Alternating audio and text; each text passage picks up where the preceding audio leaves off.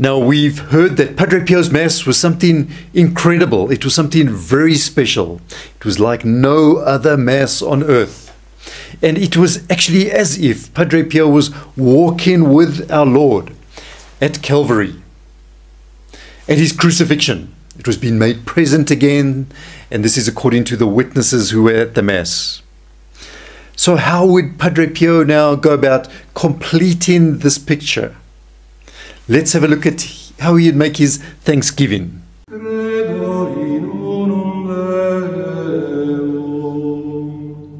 Hello friends, ladies and gentlemen, and welcome to our channel Following Padre Pio.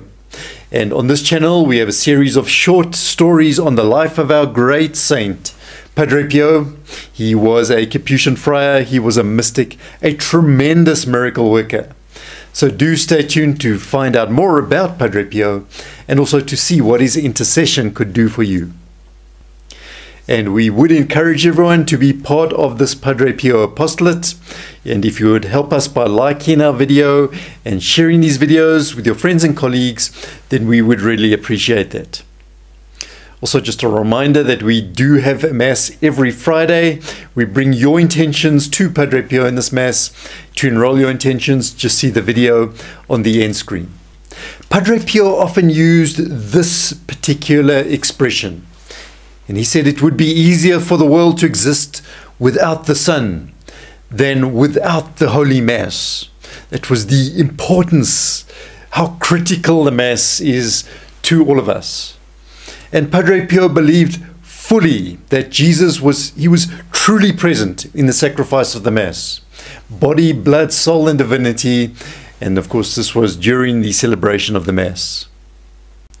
And this great gift, our Lord coming to him in the Mass, it certainly inflamed his own heart with this very deep and sincere and abiding love of God. And he also said, at times during the Mass, I am consumed by the fire of divine love, and my face seems to burn. So that's how the intensity of our Lord's love for him was during the Mass. And this was visible for people to see. So now let us imagine for a moment that Padre Pio has just been consumed by this profound fire of divine love. Then what does he do after that? It is just a disconnect and he goes back to life as normal? Or is it more like a flame that slowly burns down and affects the rest of his day? So let's take a look at Padre Pio's thanksgiving that he prayed after receiving Holy Communion. And just a personal note, we can see here that Padre Pio says 14 times, "Stay with me, Lord." So we see our saint's reliance on divine assistance and his tremendous acts of humility in this.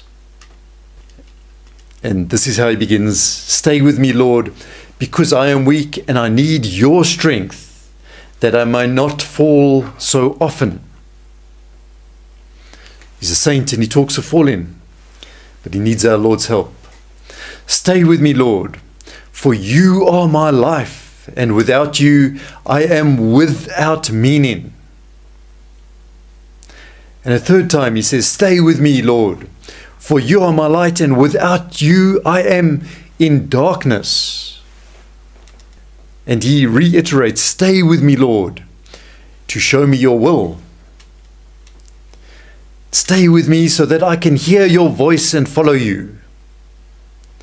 And stay with me, Lord, for I desire to love you evermore and to be always in your company." And then the seventh time he says, "Stay with me, Lord, if you wish me to be always faithful to you." He continues, "Stay with me, Lord, for as poor as my soul is, I wish it to be a place of consolation for you, a dwelling of your love." And then on the ninth time he says, stay with me, Lord, stay with me, Jesus, for it is getting late, and the days are coming to a close, and the life is passing. Death, judgment, and eternity are drawing near. It is necessary to renew my strength, so that I will not stop along the way. For that I need you. It is getting late and death approaches. I fear the darkness, the temptations, the dryness, the cross, the sorrows.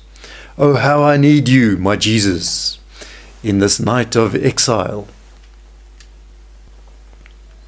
And then a 10th time, Padre Pio says, stay with me, Jesus, because in the darkness of life, with all its dangers, I need you.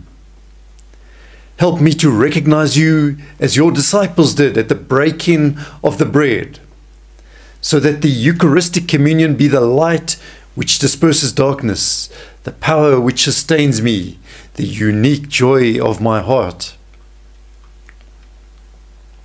Again he says, stay with me, Lord, because at the hour of my death I want to be one with you, and if not by communion, at least by your grace and love.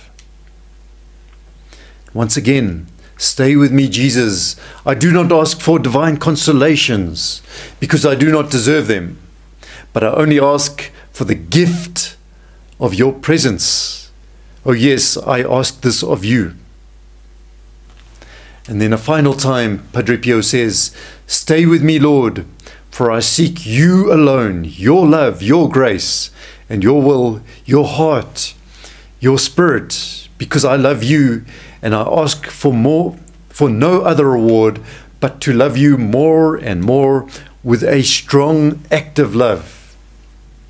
Grant that I may love you with all my heart while on earth, so that I can continue to love you perfectly throughout all eternity, dear Jesus.